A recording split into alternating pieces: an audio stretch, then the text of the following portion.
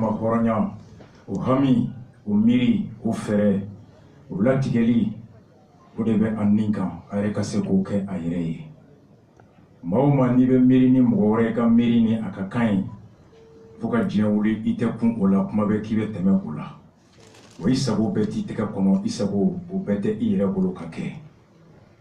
ni n'o tigi kɛlɛla don min n'a y'a ka dɔnniya dan sira la i bɛ to o yɔrɔ la ye ala ka farafinna joli o hami ni o fɛrɛ n'o miiri di an ma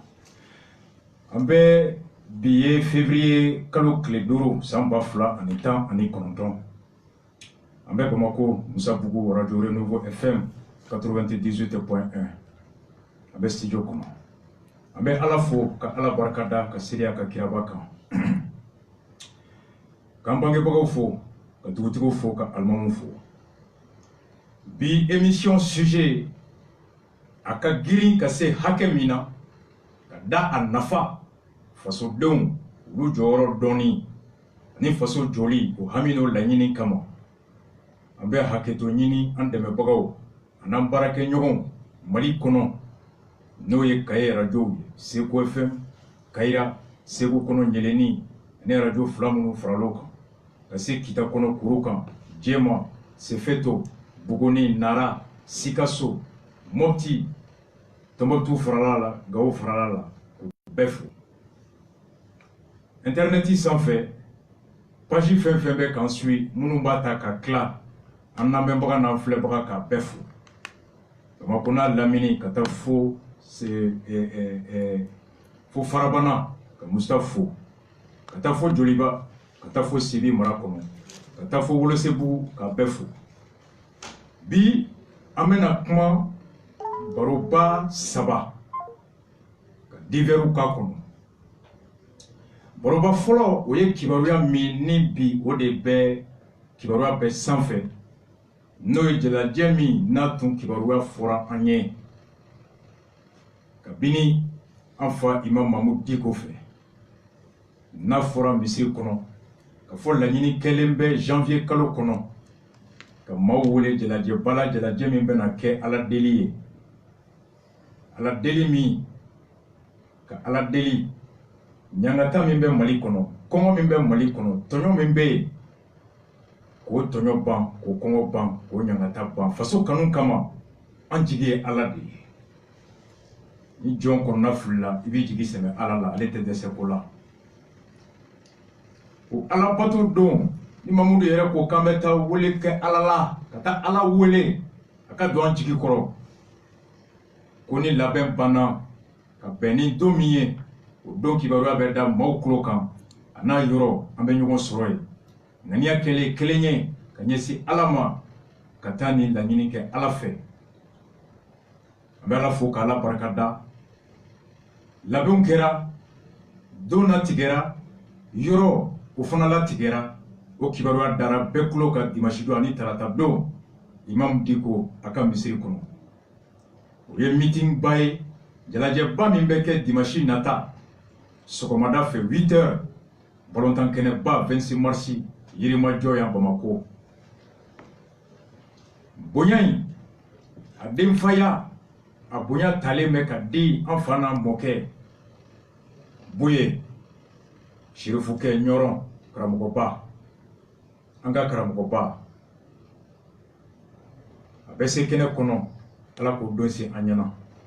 an bɛna kuma o kan jalajɛ in bɛna kɛ mun yɛrɛ kama ŋaniya bɔra mun na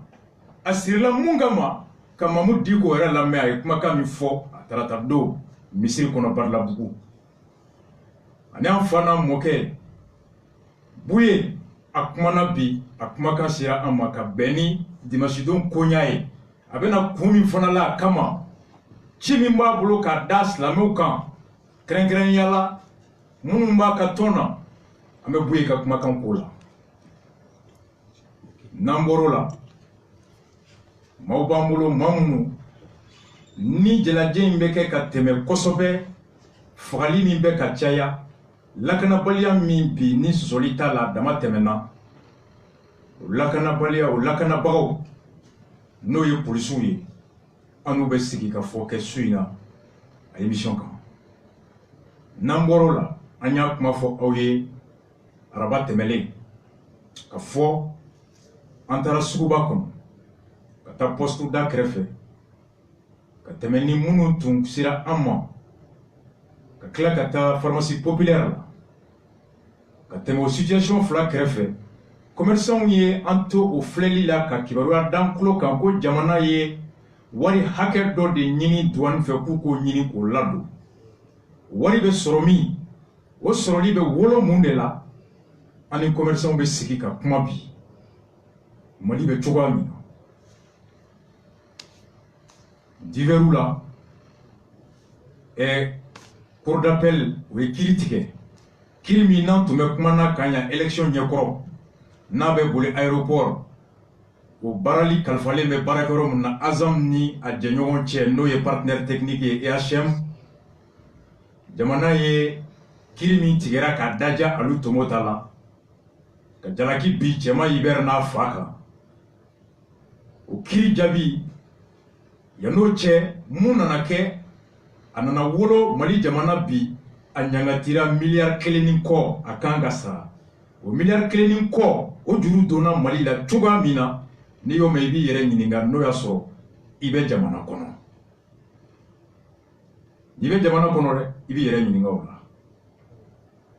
an fa n'a mɔkɛ dɔ bɛ yen Tarawele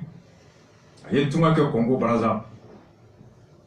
Ala y'a garijɛgɛ nafolo min na a nana k'o don dugukolo la Banankɔrɔ ka kɛ titre foncier bi commune 6 Baba Sanu n'a ka mɔgɔw de wulila titre foncier Mali kɔnɔ ka taa morceler k'u sigi k'a se tɛ cɛ ye k'i da don a la an bɛ cɛkɔrɔba lamɛn sariya ko di commune 3 gendarmerie CB ka kuma kan le même Baba Sanu commune 6 Tabu dugutigi bɔra fo Tabu Sibi kɔfɛ a n'a ka conseiller sera ma kunu kati juge d'instruction dɔ fana procureur ka substitut muso a ye dugutigi n'a ka conseiller 11 bɛɛ minɛ k'a bɛɛ bila kaso la ka sɔrɔ hali a m'u lamɛn fɔlɔ maaw taara bi Tabu kan bi dugukolo tɛ Tabu sɛnɛ bɛ kɛ yɔrɔ min binbagaw la juge yɛrɛ b'a la grand dossier ba sabanan an n'an kɔrɔkɛ Wɔlɔgɛm araba tɛmɛnen an kumana ka fɔ FESPACO depuis a dara don min na 1969 Musa Kile Burkina kɔnɔ Mali furadama ma a jalajɛ o ma kɛ Mali kɔ Mali taara fɔ ka sebaaya sɔrɔ yen film minnu dilanna Sulemani Sise Cheikh Umar Sissokow fɛ Mali tun bɛ ɲini ka jɛ bi ɲina tagali la ka da film min tun labɛnna jamana bolo ko Sitanɛ n'a film lancement na ministre de la culture Sibi kɔnɔ a ko IBK a ko tellement que cinéma ka d'a ye a bɛ cinéma jɔyɔrɔ dɔ jamana ka ɲɛtaa la k'a ye miliyari 6 de bɔ k'o bila cinéma développement la ka miliyari 8 ta joona k'o di Sitanɛ ka ban ka bɛn ni Burkina ye wari banna film ma ban Mali jigi bɛ film 2 minnu kan film min kan long métrage la o film o dilanna funankɛni minnu fɛ olu ka kumakan ani Sitanɛ yɛrɛ film fini min donna tournebaga la ani film caman ni théâtre caman finiw dilanbaga an kɔrɔkɛ Wɔlɔgɛm costumier par ailleurs spécialiste aussi de l'industrie cinématographique cinéma mun jɔyɔrɔ bɛ se ka kɛ cinéma ye Mali yeta la an n'ale b'a daminɛ 23h à partir de 23h ka taa mɔgɔw b'a dɔn ko ja cinéma tɛ ɲɛnajɛ dɔrɔn ye dugu kɛra fɛn ye cinéma kama o ye su in na thèmebaw sigilen ye ka daminɛ joona k'a ɲini bɛɛ fɛ bɛɛ ka jisuma ɲini ka fakɔrɔw boli fofa ka bakɔrɔw fifa n bɛ taa bi fo minuit 30 à cause de l'importance awɔ baro ye sɔ diya ko n ka na d'i ma i sigi ka aw wele an ka an fa a n'an ka karamɔgɔba lamɛn Imam Diko a ye mun fɔ tarata don meeting ba min na bɛnnen bɛ Mali silamɛw Mali lafiyali hami bɛ minnu na Mali a yiriwali hami bɛ minnu na Mali a kɛnɛyali hami bɛ minnu na bɛɛ ka ŋaniya siri ka kɛ kelen dimanche don à 8h pile 26 mars la kun min kama an ka imam di ko la Allah subhanahu wa ta'ala kanu kan baraka da alai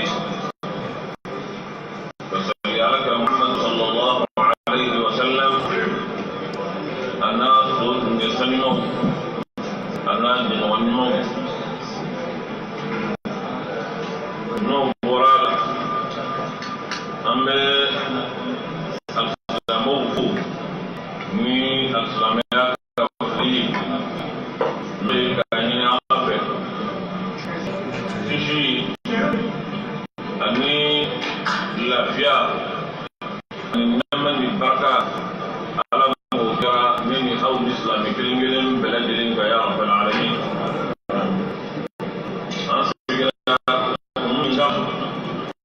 kani na rabbi akin ke hele anga wi mana hele la islamu san ya kuma amme hinani dige hinani Allah subhanahu wa ta'ala kale ni nati min nemat beladi tigidu maka hinage anga puru beladi lena jamana dem beladi al-islam munu fatura kele dawla bakara munu makuba munu ne ala seru maka aywa ko ka wati usse gani ala fa ya rabbi ala kanu balajalina ya rabbi ala kanu balajalina ya rabbi ala kanu balajalina ya islamu anya poni yoroina tabe wati nimbo kama ambang ngani Allah subhanahu wa ta'ala sona anga islamu bili ka jamana denw wili an bɛɛ lajɛlen ka fara ɲɔgɔn kan k'an dama kasi ka ɲɛsin Allah subhanahu wa ta'ala ma ka jɔnwa ala kɔ an ni ala cɛ ka tuubi ka ɲɛsin ala ma ka ɲini ala fɛ fɛn min n'a b'an ka jamana in kɔnɔ bi tɔɔrɔ min b'a la kamanagan min b'a la jolibɔn min b'a la tɔnɔni ni bindani min b'a la masa min bɛ se ka nin bɛɛ lajɛlen k'a ban k'a dan sira o de ye ala ye an bɛɛ lajɛlen ka ɲɛsin ala ma ka tuubi k'o ɲɛsin Allah subhanahu wa ta'ala ma ka jɔn ka ala fɔ an ni ala cɛ k'a ɲini ala ka an mɔ fara ɲɔgɔn kan ye kun belebele min b'a la o y'o ye an ka fara ɲɔgɔn kan ka taa kule ala la k'a ɲini ala fɛ ala ka jamana in mɔ alisilamɛw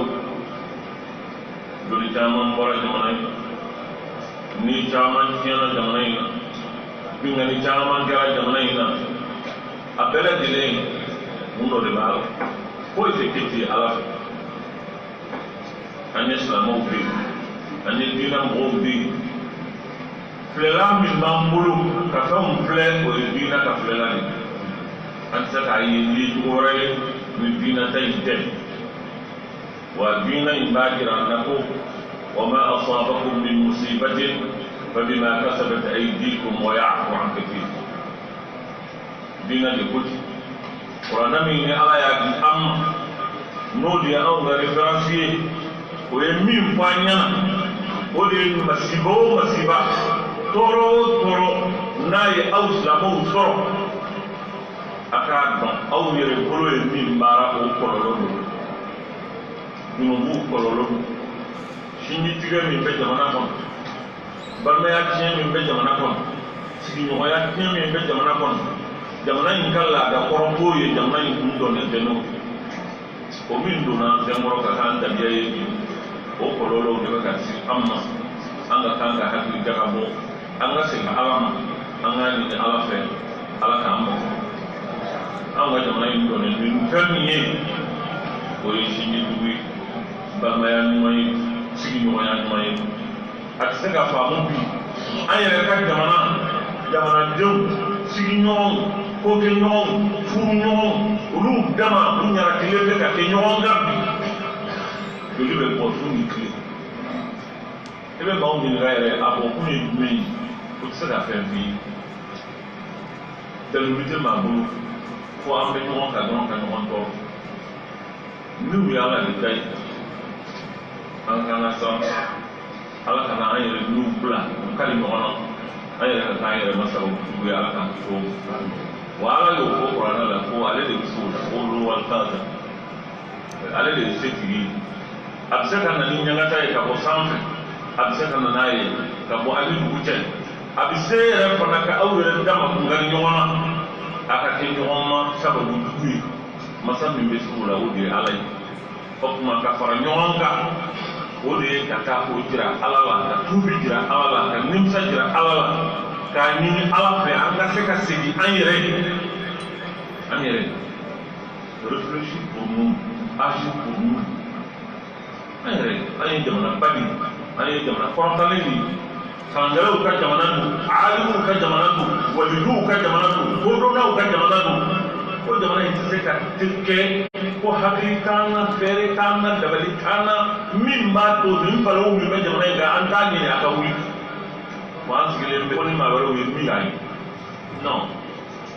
pour que vraiment an ka kan ka bon o situation in kɔnɔ non il y a suffisamment de sagesse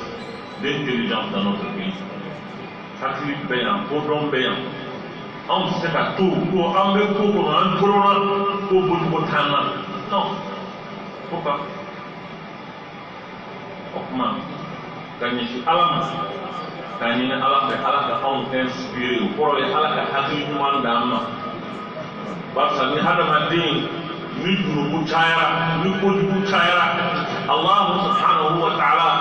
nɔrɔ min bɛ dusukun na ala b'a gɛn i tɛ hakili yɛrɛ sɔrɔ i tɛ se ka ɲuman yɛrɛ kɛ wa an ka tolu ka taa ala ma pour que ala ka hakili ɲuman d'an ma ala k'an inspiré an ka segin ka na ala ma anw ka jamana in dɔnnen ni fɛn min ye a ka k'o ye jamana in ka bɔ dugu tɔgɔ b'a la jamana in ka bɔ o la jamana in ka bɔ o la parce que a bɛ se ka bɔ o la jamana in ka bɔ o la kuma maaw wele kun a wele kunba ye o karamɔgɔ y'a fɔ cogo min hakilina in sɔrɔla waati min ne wulila ka taa ɲɔrɔ an ka cɛkɔrɔba ani an ka serifu Asarafu Suraba Asarafu Suraba ka taa fɛ ka taa ko in k'a bonya d'a kɔrɔ ni bonya in d'a kɔrɔ k'a jira a la k'a fɔ ko in bonya bɛɛ lajɛlen ala t'a tɛmɛ ne kɔ a b'i bolo a bɛ lahalaya min na ne b'o dɔn a fari bɛ cogo min na a n'a si bɛ yɔrɔ min na ne b'o dɔn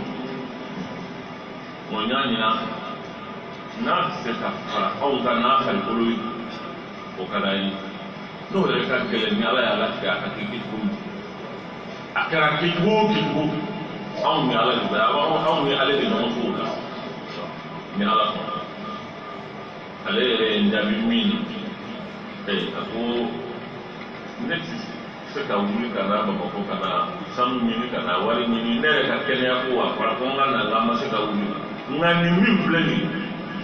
alisilamɛw ka nin wele ko n ka na alisilamɛya ko la a bɛ wuli kun bɔ a bɛ wuli kun bɔ ni ala ma n dɛsɛ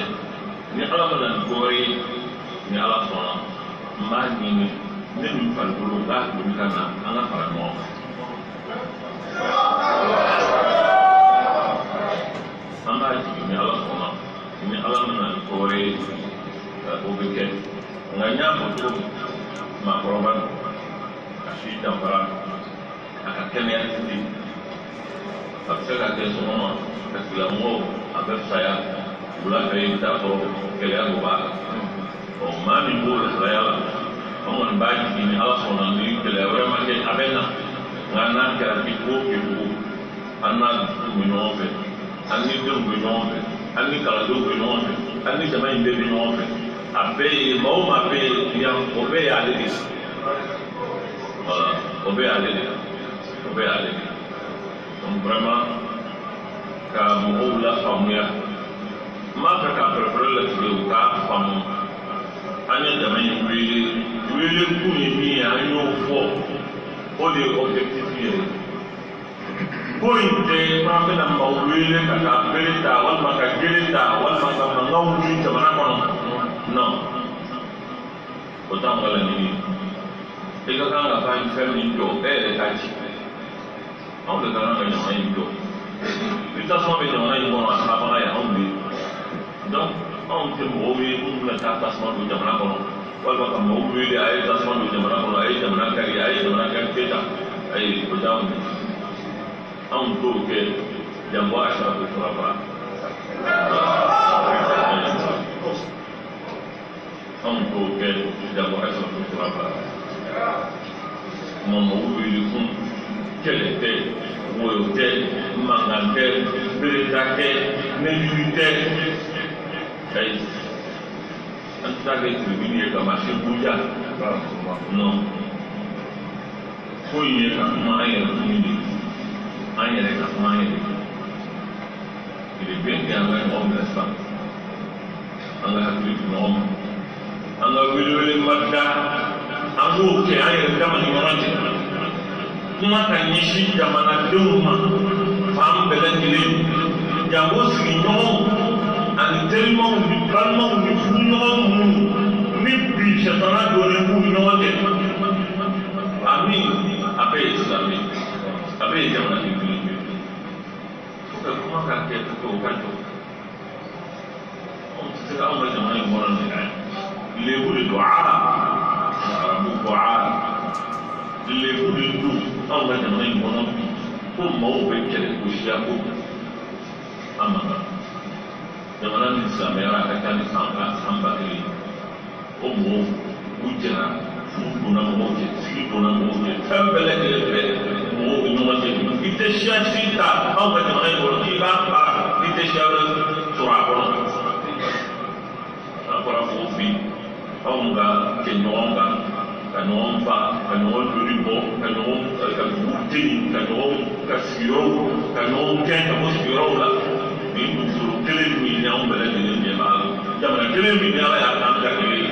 o ka kɛ jamana in kɔnɔ k'an ka sigi o tɛ kuma mɔgɔ tɛ fɛn fɔ non il faut que o ye fɛn ye min tɛ se ka kɛ et puis fɛn dɔw bɛ yen ka fɔ an bɛ don mais interpellation fana bɛ kɛ. On va interpeller qui de toi? Le wajibi de ye an yɛrɛ dama de don n'an ma tiɲɛ fɔ an yɛrɛ ye jɔn bɛna fɔ an ɲɛna n'an yɛrɛ dama ma ɲɔgɔn bilasira an ma ɲɔgɔn bilasira jɔn b'an bilasira anw ma kan ka kuma an yɛrɛ ye jamana ɲɛmaa n'a camancɛma ni a kɔma a bɛ ye jamanaden ye. Anw bɛ faralen ɲɔgɔn kan o de ye b'an ka ye o bɛ kɛ de tuma min n'an bɛ se ka ɲɔgɔn bɔ fili la mɛ n'an tɛ se ka ɲɔgɔn bɔ fili la o bɛ laban fɛn min na o tɛ hɛrɛ ye f'an ka se ka ɲɔgɔn bɔ fili la an k'a dɔn anw ka nin jamana in ala y'a bonya ka jamana in bonya n'a ma se k'a kɛ silamɛya ye fɛn fɛn historique et de réalité on ne peut pas nier. Jamana in sababu ni ni mɔgɔw ma kuma bɛɛ lajɛlen b'a dɔn bi jamana in mago bɛ fɛn dɔ ye o kɔni kɔrɔ de le dit je ne peux pas m'empêcher de le dire o ni kɛlɛ ni woyo tɛ ɲɔgɔn ye sira la non kɛlɛ ko tɛ woyo ko tɛ mankan tɛ nka ka kuma an yɛrɛw fɛ kuma min bɛ fɔ o ye anw yɛrɛw ye parce que anw de bɛ se k'an yɛrɛ dilan. On ne sait rien de là. Jamana in mago bɛ refondation une refondation authentique. Refondation authentique. Tu va être basée sur nos valeurs sociétales et religieuses. Au moment mina, on les calcule pour comment il est capable. An ma jamana in an mago bɛɛ lahalaya wɛrɛ la min tɛ u b'a ka taa an sama k'an bila min jamana in tɛ baɲumankɛla jamana ye jamana in tɛ se ka kɛ dɔrɔku ni gulɔ ni kojugu fo ka wara ka a dɛsɛ yɔrɔ bɛɛ lajɛlen fo ka taa jamana kɛ bɛɛ sarannen bɛ insécurité i taamatɔ i ni maa min bɛ ɲɔgɔn kunbɛn a bɛna min k'i la i t'a dɔn parce que maa min taamatɔ don a n'a tigi tɛ ɲɔgɔn fɛ o bɛ min kɛ joli bɛ se k'o dɔn nul ne peut prévoir non ne peut pas c'est la réaction de quelqu'un qui a pas une espèce o ye ko bagan de ye ni hadamaden n'a hakili bɛ ɲɔgɔn fɛ ka ban a bɛna min kɛ mɔgɔw b'o dɔn bi i ye mɔgɔw maa kunbɛn i t'a dɔn parce que jamana labila la ka dɔrɔnku ninnu dɔw bɛ ta cɛli jamana kɔnɔ k'a ɲini ka jamana min lamɔ jamana yɛrɛ sigilen bɛ fɛn l'avenir le lendemain jamana sigi ɲɛsigi ye jamanadenw de ye jango a denmisɛnninw k'a ɲini ka wuli k'u jɛ k'u tiɲɛ tiɲɛni dɔw bɛ yen tiɲɛni dɔ ye tiɲɛni dɔ wɛrɛw ye min ni a kɛra sababu ye bi jamanaden bɛɛ lajɛlen kɔlɔsi wulilen don k'a ye mɛ i b'a sɔrɔ a kɔnɔna ba o ye fɛnw ye a ka kan ka fɔ. Il faut un débat. Jamana tɛ se ka kɛ ko norme t'a la règle t'a la ni min ka di min ye i b'o kɛ jamana kɔnɔ ça ne marchera pas dans le pays. Non o tɛ se ka kɛ o tɛ se ka kɛ olu laban bɛ kɛ fɛn min ye o ye fɛn dɔ de ye ala ka kisi ɲɔgɔn ma ala ka kisi ɲɔgɔn ma donc vraiment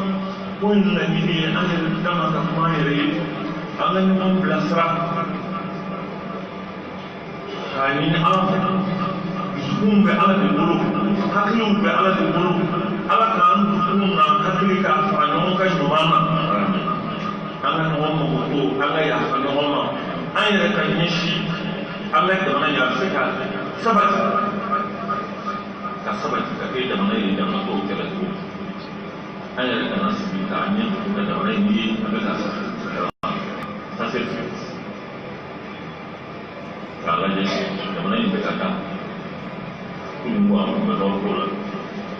o kɔfɛ an nana don sanfɛ ko la bi an bɛ bamakɔ yɛrɛ ko la o yɛrɛ ye bɛ taa an ye hakili sigilen tɛ ɔ an bɛ se ka to ten ka sigi min ka kan ka baara kɛ minnu ka kan ka baara kɛ mɔgɔ wɛrɛw tɛ o minnu bɛ jamana kɔnɔ an n'u bɛɛ ye faso kelen. An balimaw an sinjiw an kɔrɔw an dɔgɔninw an teriw an denw a bɛ y'anw yɛrɛ de ye fɛn min bɛ y'i yɛrɛ ye e b'o sojo don ce n'est pas les autres qui doivent nous dicter ce qu'on doit faire il faut que Mali fana ka bɔ o la il va falloir que Mali ka bɔ o complexe nin na nous sommes une grande nation. Non, on a un tour à faire Maya. Non. On va demander à quelqu'un, on a l'indépendance, on a la souveraineté, on a l'indépendance, on a l'indépendance. Demander à quelqu'un, c'est qu'à tailler la pomme, alors on a un il fait couvrir une thème. Pour nous, nous devons après qu'il m'a dit que c'est l'heure de la jamana, on a l'autre, c'est qu'à ça. Être des étrangers dans notre propre pays, on va faire une année par an. On veut son monde là. Non. On fait une batte, on veut pas le donner les couilles. On a la somme au coffre à la maison. Moi, on m'a dit que la maison est une qui tombe les placera.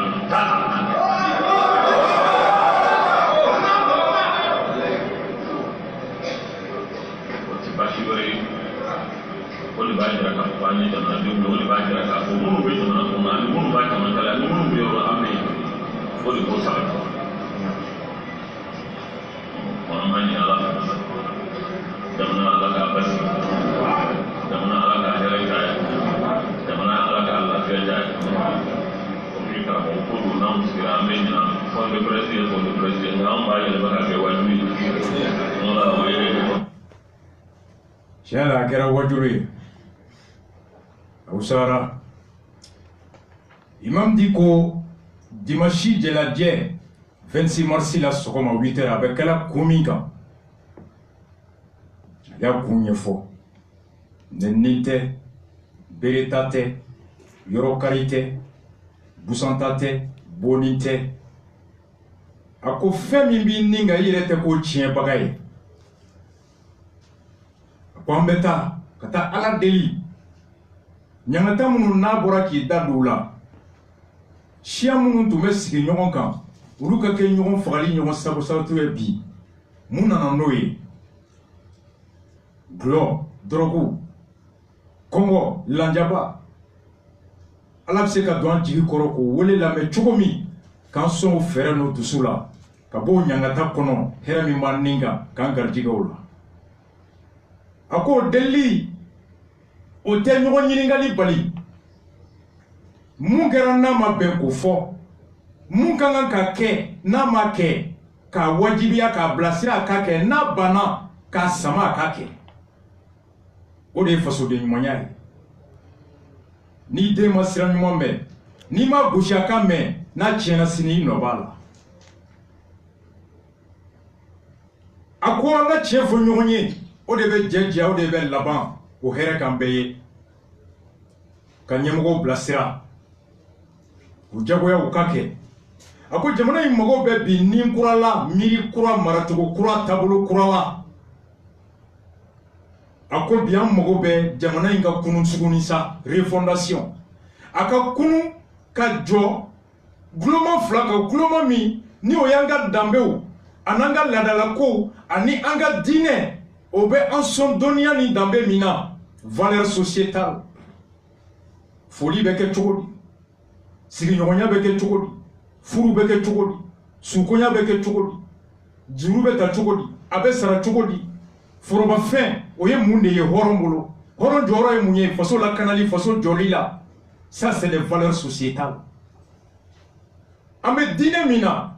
o diinɛ bɛ mun de fɔ an ye a b'an garijɛgɛ mun dɔnni ni mun taabolo ɲuman na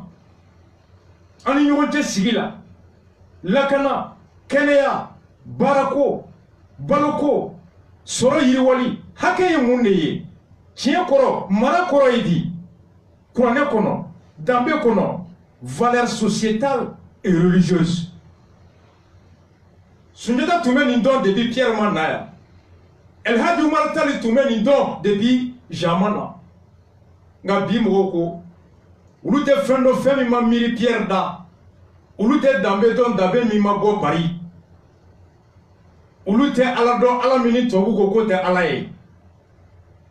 peau noire masque blanc des aliénés culturels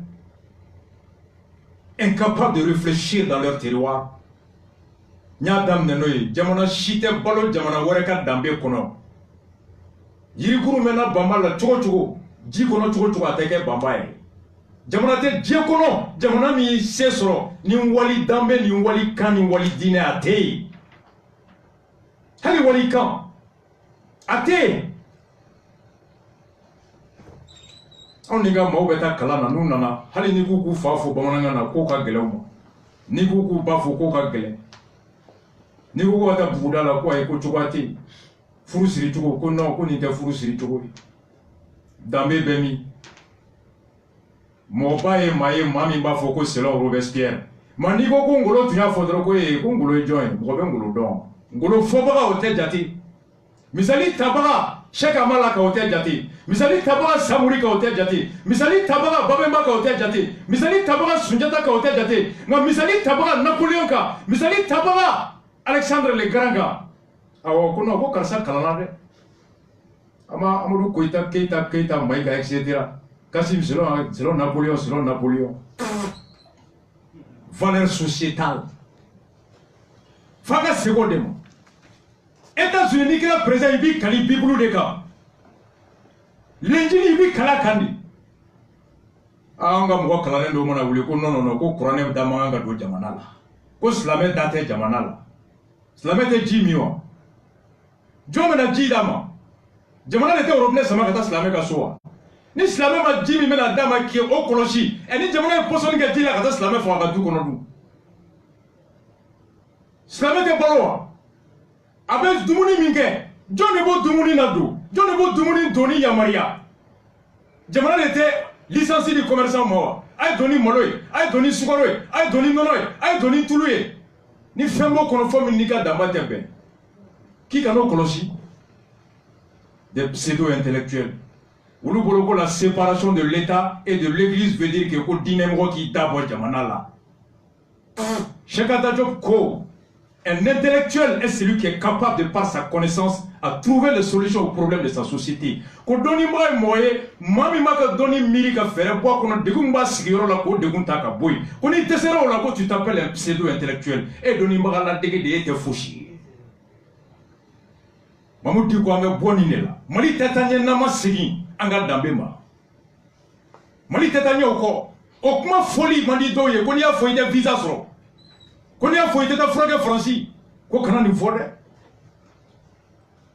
Ko ni ko cɛ ni cɛ ka jɛ ko man ɲi ko man di tubabu ye olu de kɛra ala ye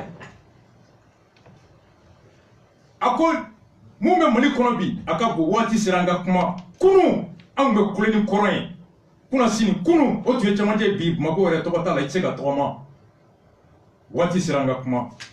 a ye minnu fɔ Mali kɔnɔ bi n'o bɛ k'an bɔkun ye ka taa ala deli ani ka ɲɔgɔn ɲininka ka ɲɔgɔn bilasira ka tiɲɛ fɔ ɲɔgɔn ye ɲangataw kan an bɛ bɔ a kɔnɔ cogo min yan'an ka da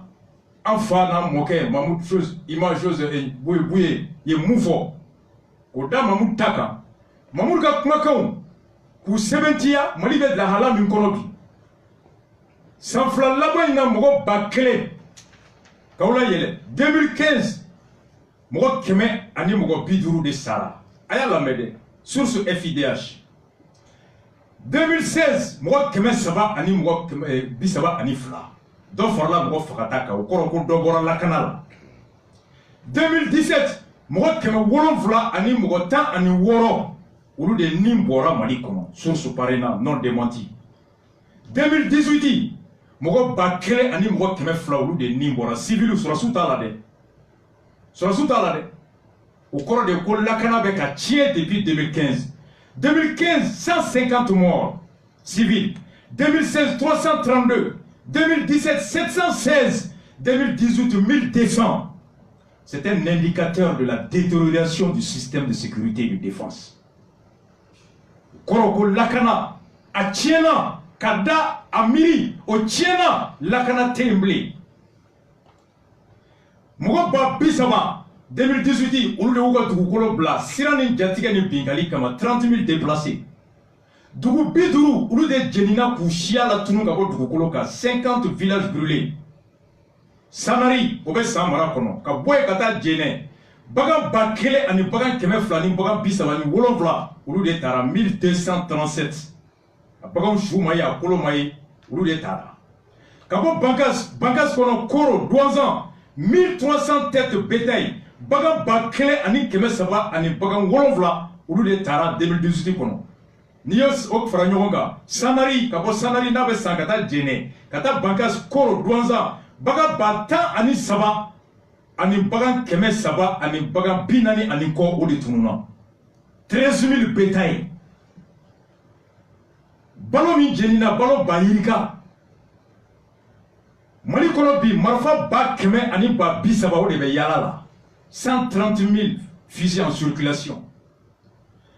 Marfa glana mimbe Mali kɔnɔ marifa glana 300 ani 50 bamanan marifa glana u b'a dilan hakɛ man ja san kɔnɔ san o san u bɛ marifa 7,000 dilan 2015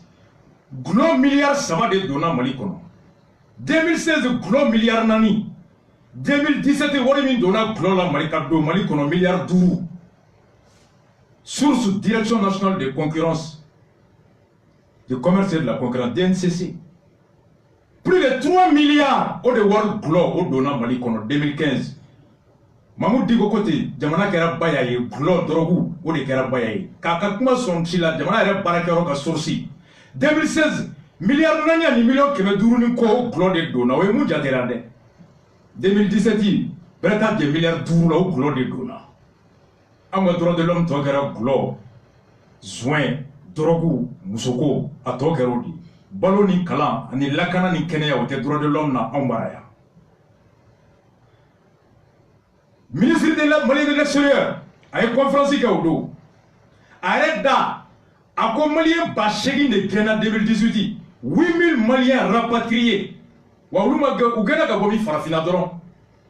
8000 rapatriés en 2018 ko jamana e baraba de ko parce que ko mo ba shegi min gena ko jamana e million keme woro ko gulu de no nato amu de me ka kisi ka ta tumala de ou gagner ou sato tchenga kale 600 millions pour aider les personnes en détresse. Un pays n'a pas honte de dire ça. Jamana mi dise kosi comment mo sato tungala contre million que me woro duma e mi dise kosi muna e u bali kata tungala e fo wi tara tungala ko lu sato mi no fe ke tara ulu lakana malika le régime d'assistance ko 600 millions ko de dona assistance là que l'État a fait de gros efforts en dépensant 600 millions pour assister les Maliens en détresse. Assister! Boakera bois assistant, régime d'assistant. Barate créé, sécurité, non forato bolitodo, non sato bolitodo, ame boligata pompier pyromane. Non ami fili kolon on après gata djoufle ni ma kono bois ben baralande. Bois assistant, régime assistant. Comme un ministre, un régime, un gouvernement sérieux, un État qui a conscience de sa mission peut faire une conférence et se glorifier d'avoir dépensé 600 millions pour assister ces citoyens qui ont fui le pays à cause de la misère. Ça, c'est une honte. Mais on m'a dit qu'on qui flit colon on appelle qu'on non qu'on joue dans marécage à Djanjo Fongo. Eh Allah. Mamou Diouga kuma Kasson école so keme shegi ani muga ani duru de daturo no 825 écoles fermées. École communautaire la mouye meruka école soye ku commune école kono. École Karabugo Bata ani Kele Aboulou Saradon. Plus de 11 000 enseignants communautaires où sera 25 000 francs par mois. C'est vous Siga Sodron, oui. École 2, école Mounou. École Karabugo Mali kono 25 000 francs par mois. Vous vous rappelez? Sherifla Tebeka, Amadou Koïta Keita Maïga, etc. Campagne Yokoro, malgré le contexte sécuritaire, malgré la crise, l'État a augmenté le SMIC à 40 000 francs. Les enseignants sont payés à 25 000 francs. Dans cette même république, au ministère Kélenyana, le SMIC, adopté par décret, 25 000 francs pour le Karamougo, 11 000 que dans la région de Ségou et Sigassou, région totale. Ça, c'est l'État qui n'est même pas capable de respecter. C'est que lui-même a fixé comme salaire minimum. Avec Carlos Sabago Kalanté, 2018, milliards Kémé et milliards Bichegi au déchouena, plus de 180 milliards détournés. Au global, il y a Carlos sans savoir et volontaire de Malikono. Volontaire bébé Kata Tungala. Fais me balo, Djifé, les Mourba Ferré, Parkéou, Balontanao, à Bédara Tungala. 3 ans, le régime est incapable de gérer le sport. Ametami, Ameklakana de culture kono. Mamoud Digo Kondi, tu sais qu'on est payé, Kaklaka Foko façon Kadiye, Kibi Sigi Tendron. Il va être ok, Kala Deli, à qui sont acclénés tout cela. Ferem Bessé Kamboni Kono, on est en beaucoup de machito. Ayam Fafo Kam Mokefo. Bouye Nyoron, aye bouye la mer, Manabi, Makansira Ama, ayam Fala Bouye.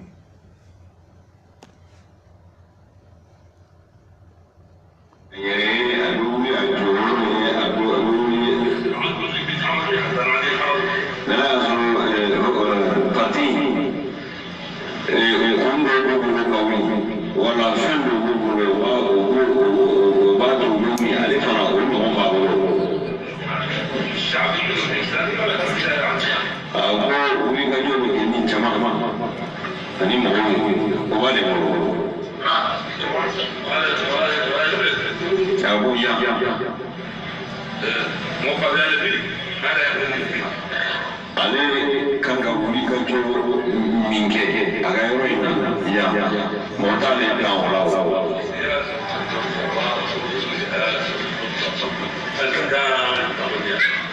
A ko wuli ka jɔ politiki sira fɛ ani nafa sɔrɔ siraw fɛ ani fɛn ɲini siraw fɛ bɛɛ bɛ se ka ale dan o la bɛɛ bɛ se ale yɛrɛ sɔnnen don a tɛ concurrence kɛ mɔgɔw nɔfɛ o la.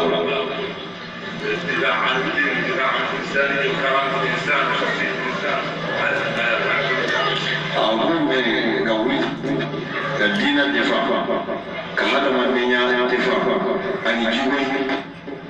mo sita le laula defa mo sita le laula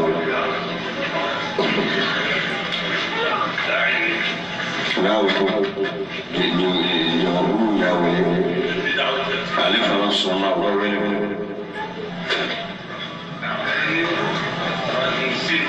awaro era mo korwai أنا أريد عمل الوثبية وماريو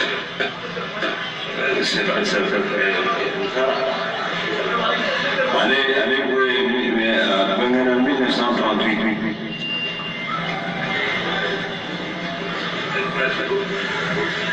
عليه بنينا بشكل على كانوا أكبروا بجاء إنك بألك مكانك أبي كيرك أبيك أبا أفاش شمع ما الله أمره أبي أبا تموله حركة نصف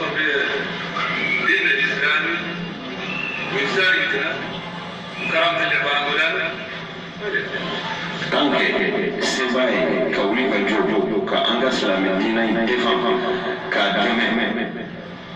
a tɛ toro o la kanke a bɛ se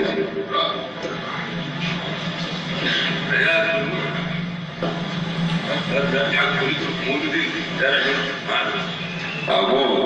fɛn caman bɛ yen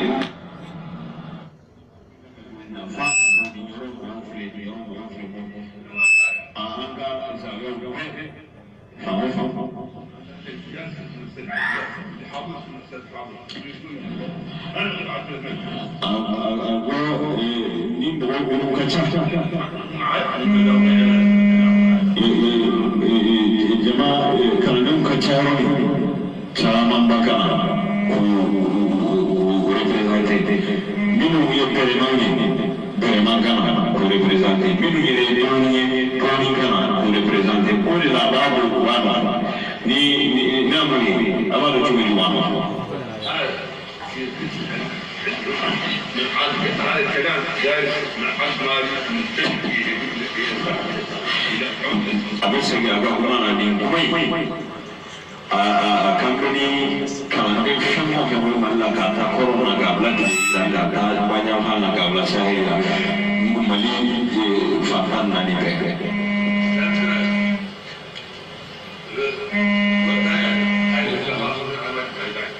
awa anga kalando jamana wera ni goye amaliyan bagore ate duninda uga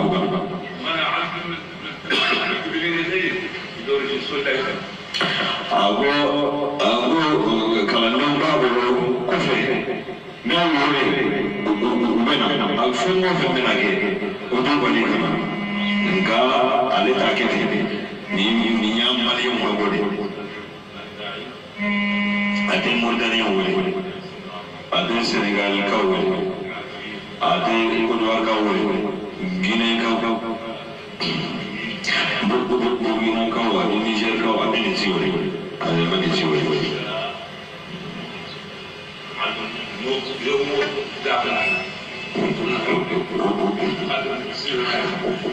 ni amba ya fago ba me ba famu akana fuwe futu wore la minte kie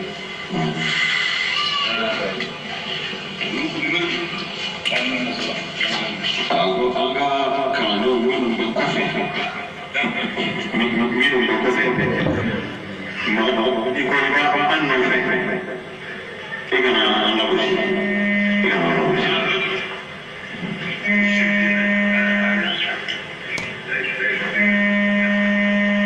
Aku ni mau minum kerana kabel tak. Fui mimba tu ibu kali lampu siai itu itu.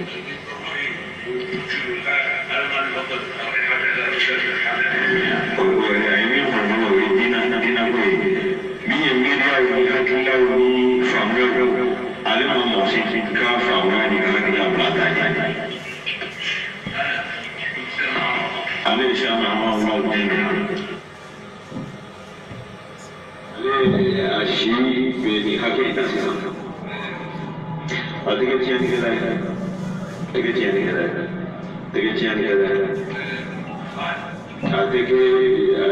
adike champati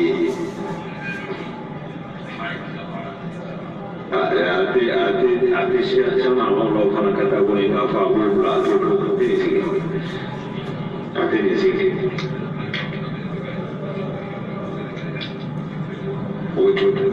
Ujula di moga fanga belatanya, di moga biria belatanya, di moga hakila belatanya.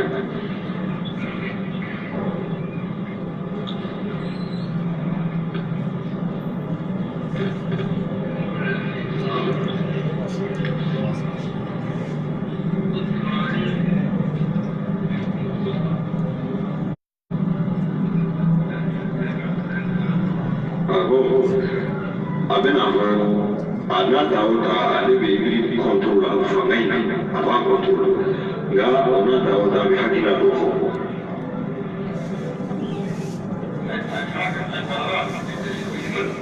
Aku ni kau mungkin lah kau rasa ini saya kurang dulu. Awak cuba fangami ini kulla family lauli awat. Ubi mai amanu tuma itu mereka fangat bala abi fogo ka fo ale mo foro e minye ni ko la fami goni ka accompagnement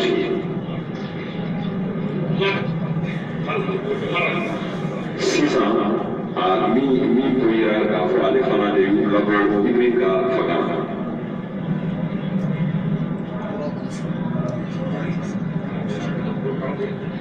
ale ni kuri lebirikan hakila tuminya wajitu kadanga abe wadi jambo ufone ndo wango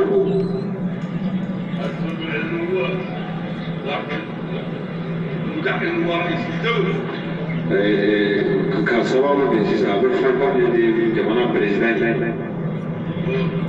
إصابة الدولة حساب عليم. Ni kalau ni zaman sore, abis jatuh alih dekat ni kalau ni zaman korup sore abis jatuh alih dekat. Ini kontrol. Enggak tegeni gambar tegeni beri. Tegeni murwe,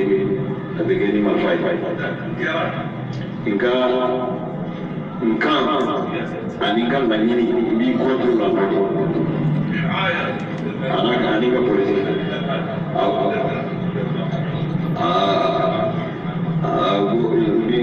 Bi kontrol ni inka anika banyini. Venno che chi controlla di favore in India, chi controlla di Marfà, la bella di Benvenuto.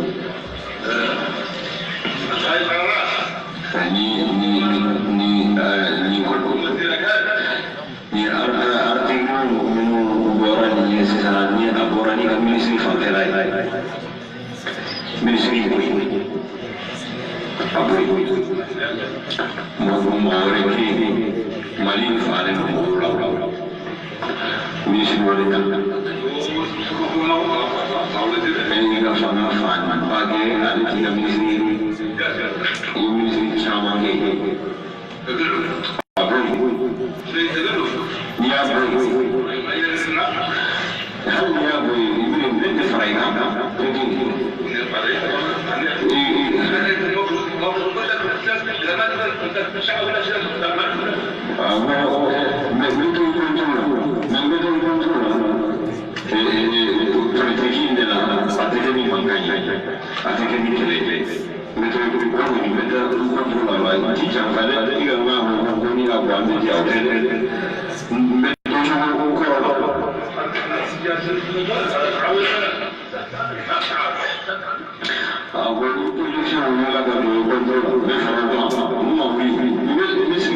Nga misi mangole no i contrôle la tête. Ni ma oui. An wuli la ndo ka jo ale ga ni wali contrôle Chicago na wuli la ka mo sisa ate ka amani ka jo i contrôle la police wote ale wali ya ndo ka jo wali contrôle aka kai ni ke ai ka ka ma ni ya na sabati Catholic, or is a Belmona, Canada, a brother Catholic, the I'm going to guys from the control. والله عن نوع من الخاطر والله تصديق الكتب كان فنقول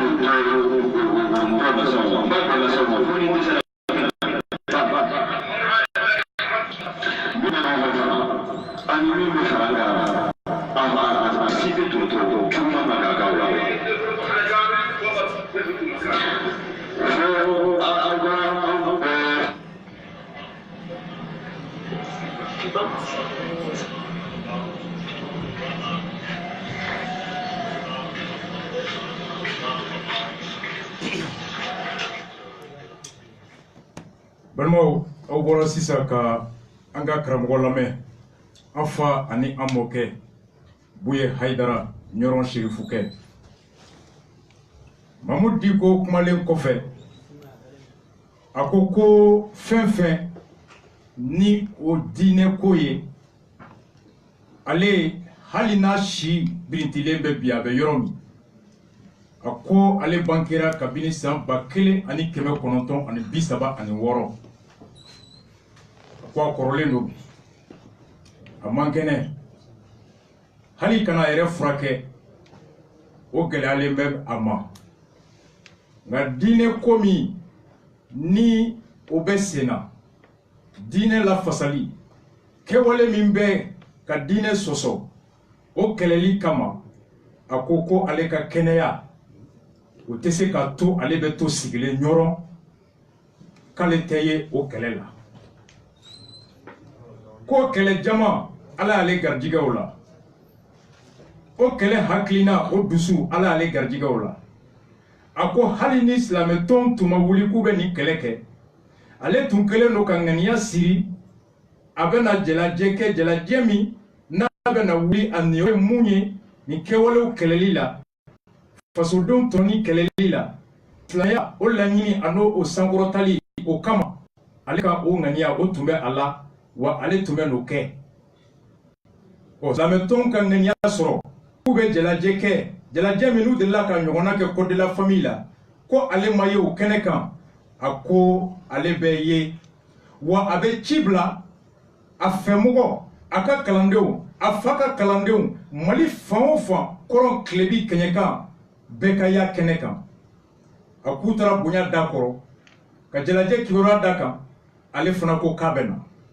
ko nka yafara a ka kalanden minnu bɛ jamana kɔ kan a tɛ ci bila Nigerkaw ma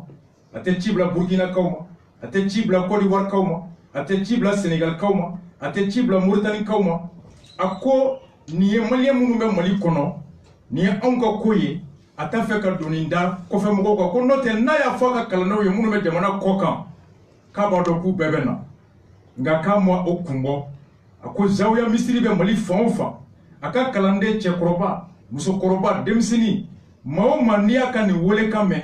a ko n'i ma wuli k'i ka welekan fara ale ta kan k'i n'ale farala ale t'i dɔn a dɔ ye ko n'i ye a tatɔ ye nin yɔrɔ kan e ma wuli ka taa fara ale kan o yɔrɔ la a ko k'i t'ale dɔ ye i n'ale farala a ko n'i y'a kumakan mɛn i bɛ kumakan fara ale ta kan a ko k'i t'ale dɔ ye i n'ale farala a ko kama ko a bɛ na a bɛ kɛ kɛnɛ kan ni ala y'a si jɔ ka kɛnɛya d'a ma ni ko wɛrɛ ma don a kɔrɔ a bɛ ye a ka kalandenw ko bɛɛ ka taa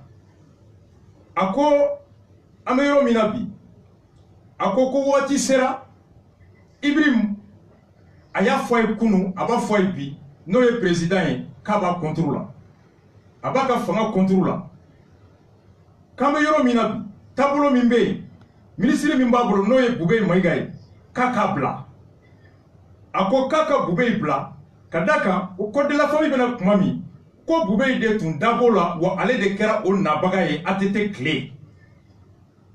ko kura min fana bɔra n'o ye cɛ ka jɛ cɛ fɛ IBK fana tile ko nana k'ale Bube kelen de fana to yen ko Ibrahim yɛrɛ Dabo k'a tun t'a kalama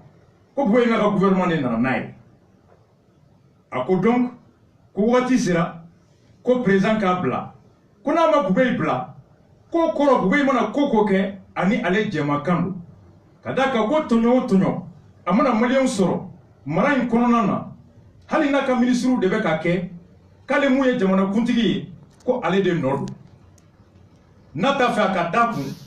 a kɛbagaw ye mun ye a ka u bɔ fanga la a ko Bube bɔ yen a ko i delila ka mara kɛ ka ministre caman ta ka gouvernement caman sigi ko Bube kun t'a kɔnɔ o kɔrɔ k'i bɛ se ka mara kɛ n'ale tɛ wa ko a kelen tɛ maliyɛn ye ko mɔgɔw bɛ Mali kɔnɔ u caman ba dɔnniya bɛ minnu na faso maracogo b'u kɔnɔ a tilennenya b'u la k'ulu dɔ bɛ yen k'i bɛ se ka t'u ta ko Bube kelen tɛ yen k'a ɲɔgɔn wɛrɛ tɛ Mali kɔnɔ k'a bila a ko o kama n'i ma sɔn ka Bube bɔ yen an b'a fɔ ko e n'a jamakan don wa o kɛlɛ an bɛ i n'a fila bɛɛ kɛlɛ ɲɔgɔn fɛ i n'a fila bɛɛ an bɛ aw kɛlɛ ɲɔgɔn fɛ o kɛlɛ kɔnɔ ni opposition wulila k'u bɛ o de kɛlɛ kɛ anw bɛ fara opposition kan ni opposition ma wuli ne bɛ n sigi n tɛ marifa ta n tɛ bere ta bugɔli tɛ nenini tɛ nka n ŋaniya ani dusukun o t'i fɛ o tɛ fara i kan kojugu tɛ Bube bɔ yen a diya n ye a ko diya n ye baliya tɛ nka a ka mara taabolo an ma sɔn o de ma a ko k'a y'o de fɔ a ye nin de fɔ bi a ka kumakan kɔnɔ donc wele ani ka laɲini kɛ IBK fɛ a ka Bube bila a k'a bila juguya tɛ mara taabolo o ma wolo laɲini ni lafiya ni hɛrɛ la voici les raisons donc nin ye an fa ni an ka karamɔgɔba Bu ye a ka welekan ye bɛɛ ma dimanche don sɔgɔmada fɛ 8h pile 26 mars la ka taa a kuma la an bɛ continuer comme an y'a fɔ cogo min Mamudu Diko ye caman fɔ a kɔnɔ jamana bɛ cogoya min na lakanabaliya baaratanya sɛgɛn sɔrɔ bɛ ka dɔgɔya o bɛ cogo di an tun y'a fɔ o ye mercredi passé ka fɔ an bɛna bi kɛnɛ kan ka kɔn o ɲɛ o don yɛrɛ bɛ an taara suguba kɔnɔ ka taa poste da la dɔw tun wulila ka se an ma ka fɔ ko poste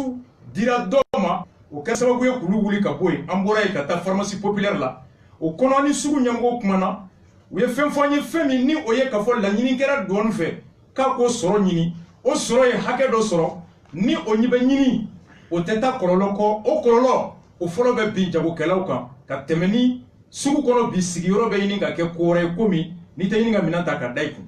an ko an ka na an ka kuma kan ka ɲɔgɔn faamu a la kosɛbɛ commerçants u ka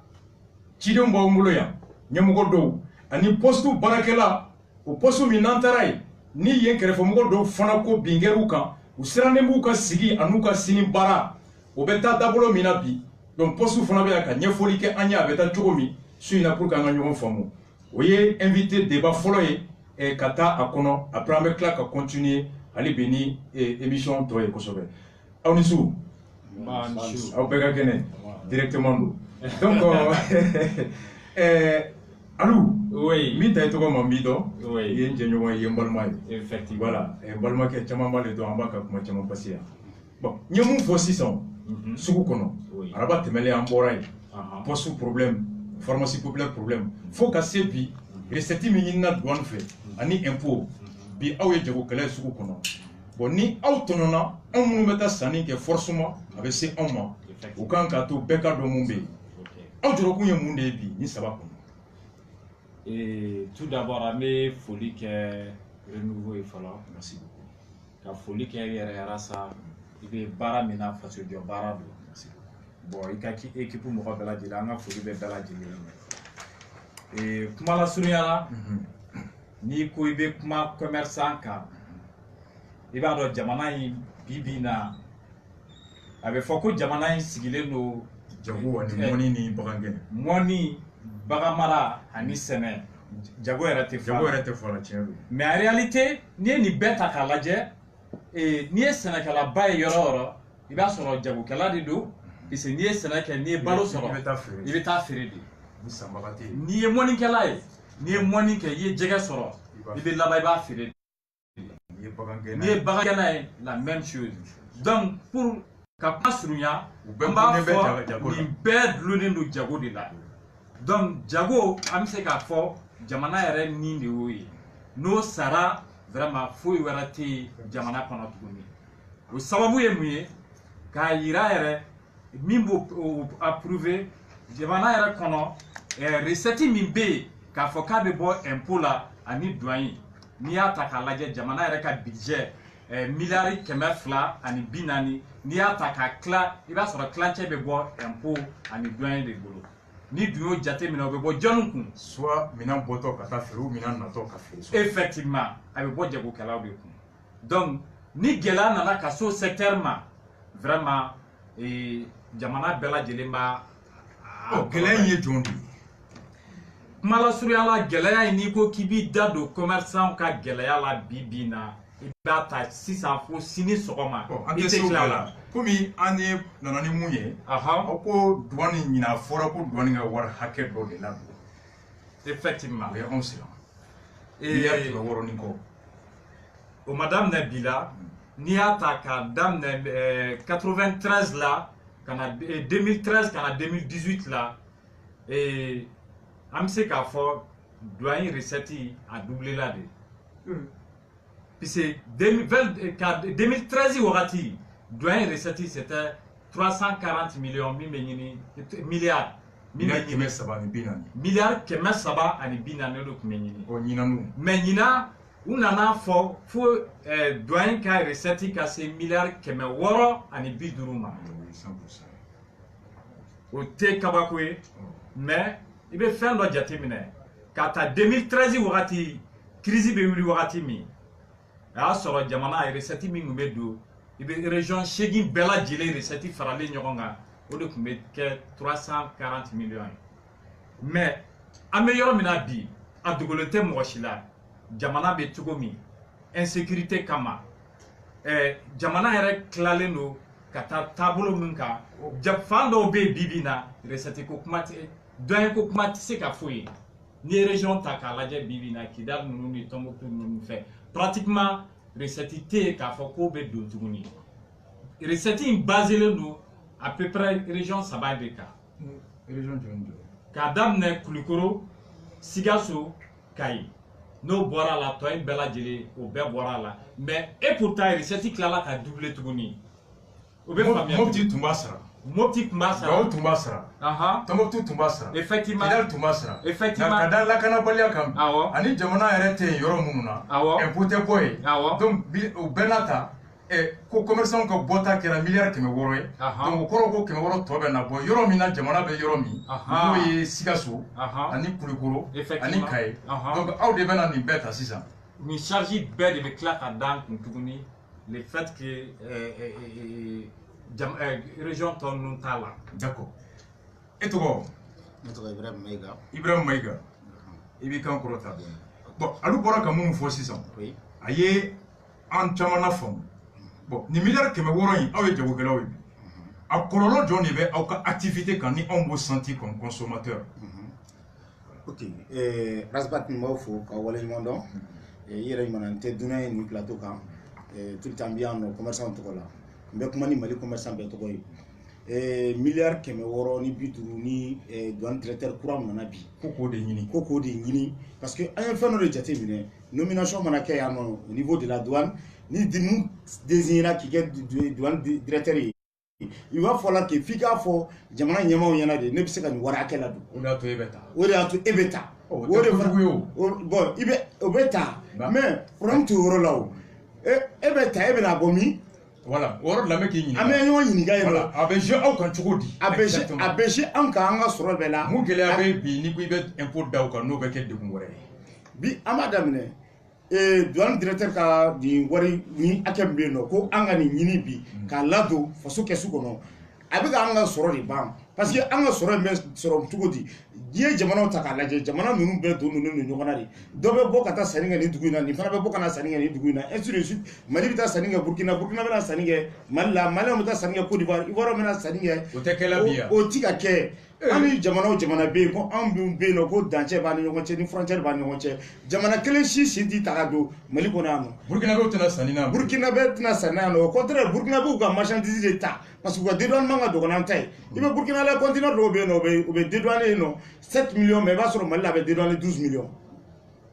an m'o si tɛ Burkina kɔgɔji tɛ o bɛ kɛ kɔgɔji tɛ Burkina kɔgɔji tɛ Mali la a conteneur minɛn sugu bɛɛ ye kelen a bɛɛ ye kelen kɔgɔji tɛ Niger kɔgɔji tɛ Mali la a dajiyali a dédouanement nɔgɔyali Burkina o kɔlɔlɔ bɛ Mali kan kojugu munna Burkina bɛ de tun bɛ sanni k'an bolo fɔlɔ la ni tun y'a jateminɛ minɛ chaque vendredi Burkina bɛ tun bɛ se ka car 50 car 60 bɔ ka na commerçant k'a ta ka u bɛ bɔ Burkina ka na sanni kɛ Mali la ka tila ka segin en groupage ka taa Burkina u tun bɛna mun de san u tun bɛna fɛn caman de san électronique b'a la finiw b'a la carreau b'a la ainsi de suite kɛnkɛlori parce que Mali de kun da ka di mais depuis ni Buwa sigira an kunna fo 2013 Buwa nana yɔrɔ na 2014 Buwa y'a essayé k'a fɔ k'a bɛ dédouanement k'a bɛ 30% de fara sur les chiffres d'affaires dédouanement kan Mali la mais anw de wulila ka kɛlɛ kɛ ne mun sigilen filɛ plateau la o donni ma o y'a sɔrɔ Cɛni Kuyatɛ de kun ye chambre de commerce président ye an ye pression dɔ kan Cɛni kelen mun bɛ ACI la mun bɛ ACI la o bɛ ACI directeur ye bi o de kun ye chambre de commerce président ye ani kuma in n'a y'a mɛn a b'a yɛrɛ rappeler a la an wulila an k'an bɛ grève kɛ o y'a sɔrɔ an taara sɔrɔ commerçant ɲɛmaa dɔw bɛ yen nɔ minnu tun kɛlen ka nin papier signer k'a fɔ 30% bɛ fara commerçant ka kɛlɛ kan ne yɛrɛ de wulila ani n ka mɔgɔw an y'an tɛgɛ di ɲɔgɔn ma an ye nin kɛlɛ kɛ u bɔra 30% na u ninnu jɔ ko k'u b'a kɛ 10% an ko 10% ta a bɛ taa moins 10% la parce que an t'a dabila u nana ko bon monétaire ni fɛn minnu bɛ yen nɔ sisan an b'o to yen an b'a to chiffre conteneur dɔ bɛ 10% bɛ fara o kan an ye kɛlɛ jigin so o bɛ donc n'i y'a jateminɛ Buwa ka wari bɛ sɔrɔ cogo di commerçant kɔ kan commerçant i kɔni bɛ se ka frais de ka bin ka t'i ka dugu la ka taa sɛnɛ kɛ donc sinon olu mago t'a la fɔlɔ la o tun bɛ karo feere Burkinabé ma téléphone ni fɛnw fɛn bɛɛ tun bɛ mais bi o tɛ san Burkinabé tɛ n'o san wa Burkinabé de b'a ta ka na n'a ye k'a feere Mali la k'u sigi ka wari kɔnɔ ka tila ka segin ka taa Burkina karo bɛ bɔ Burkina de sisan ka na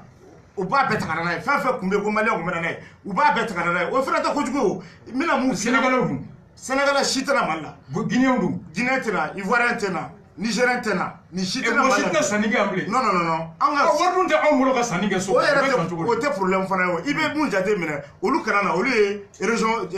pays wɛrɛ jamanaw ye mais hali an ka région tɛ na sanni kɛ Bamakɔ yan bi ayi dɛ ne bɛ alu dɔn alu ka finiw minɛnw caman seli kuma na se i bɛ région bɛɛ mɔgɔ ye alu ka butigi kɔnɔ alu yɛrɛ sigilen bɛ région kɔnɔ mɔgɔw tɛ na région kɔnɔ mɔgɔ yɛrɛ tɛ na bi n'i y'a jate minɛ Kucala bɛ taa sanni kɛ Burkina ka na n'a ye soit Burkina bɛ y'a ta ka na feere Kucala ka tila ka segin ka taa i y'a fɔ ma Kayi n'i ye Kayi la a bɛ taa sanni kɛ Dakar de a tɛ se Bamakɔ yan Fila Moti n'i y'a jate minɛ o bɛ taa Burkina tuguni u bɛ taa sanni kɛ parce que Burkina de ka nɔgɔn ka tɛmɛ yan kan Gawo fana taa Niger Gawo bɛ taa Niger Tɔnbukutu bɛ taa Niger Mauritanie mais Mali yɛrɛ recette bɛ taa Mauritanie recette an bɛ si tɛna san Bamakɔ mɔgɔ min bɛna sanni kɛ Bamakɔ yan Kulukoro Kulukoro de bɛ sanni kɛ Bamakɔ yan wa Bamakɔ yɛrɛ b'a san k'a feere ɲɔgɔn ma yan an ka conteneur min bɛ jigin commerçant kun bɛ suguba kɔnɔ bi k'i bɛ se ka conteneur 20 jigin i bɛ taa sɔrɔ bi a tɛ tɛmɛ conteneur 2 kan a tɛ se k'a jigin yɛrɛ wa mais o kuma nin bɛɛ donni tɛ douane bolo k'a dɔn k'a fɔ ko dɔ bɛ ka bɔ santa la ka taa dɔ fara recette kan hali bi wa non parce que nin donni kan ka kɛ olu mago t'a la o commerçant bɛ fɛrɛ ka bin de i bɛ taa village la i bɛ taa sɛnɛ kɛ ou bien i ka du i b'a feere ka tila k'a jigin i ka jagokun na tuguni olu mago t'a la jamana min labɛnnen don san mana ban a kan k'a dɔn fɛn hakɛ min donna ni téléphone hakɛ donna ni karo hakɛ donna ni ciment hakɛ donna ni kɔri hakɛ bɔra ni sanu hakɛ bɔra ni fɛn saga hakɛ bɔra ni misi hakɛ bɔra salon ni 100 donna ɲinan 50 donna i bɛ ɲininkali kɛ mun de ye donta dɔgɔya mun de ye bɔta dɔgɔya mun ye bɔta caya maintenant ko o kɛbagaw k'u ɲininka mun de don parce que ni donta cayara sɔrɔ bɛ caya ni donta dɔgɔyara o kɔrɔ jagokɛla ka sɔrɔ bɛ ka dɔgɔya ni jagokɛla ka sɔrɔ dɔgɔya a ka bɔta ka di jamana ma o bɛ dɔgɔya c'est sur la base des statistiques que l'État peut savoir la politique économique n'a ka ɲi n'a ma ɲi parce que à long terme a bɛ jouer ale kan nin donni bɛ tɛ État bolo wa hali n'a b'u bolo mago t'a la n bɛna fɛn dɔ f'i ɲɛna ni miliyari 100 bɛ na bɔ sisan min cogo ni miliyari 100 i bɛ problème ye min ye u y'a daminɛ miliyari 500 ainsi de suite miliyari 500 miliyari 550 miliyari 600 miliyari i bɛ taa jate minɛ san dɔ recette yɛrɛ tɛ sɔrɔ u b'o kɛ ka san wɛrɛ dafa an y'o ye san dɔ la 2016 recette u ma se k'a dafa u obligera de 2016 2017 mais 2017 kɔnɔna la u taara 2016 wari tɔ de ta k'o présenter comme 2017 ye. ayi k'a présenter o ye gosili ye dɛ o ye jinɛmɔrɔ ye. jinɛmɔrɔ ye mais jinɛw tɛ yan. ka taa yira an na ko ye nin ye k'a sɔrɔ ja o ye salon ta ye. o ye salon ta de ye. o kɛra sɔrɔ o kɛra Mali la n bɛ plateau la. ayi ministre des transports taara Burkina fɛ ko Afrique Sud ka t'i jɔ terrain kunkolo kɔrɔ ka photo ta ko terrain nana. budget fana la u taara budget dɔ yira ko ye san dɔ ta jaw t'o ye. o bɛ fɔ mais a tɛ ye o ye budget papier de ye o mais a montant tɛ yen a somme tɛ yen nɔ u yɛrɛ b'a dɔn bi commerçant bɛ yɔrɔ min na an bɛ degun dan na an fɛn tɛ mun sɔrɔ an b'o de dépenser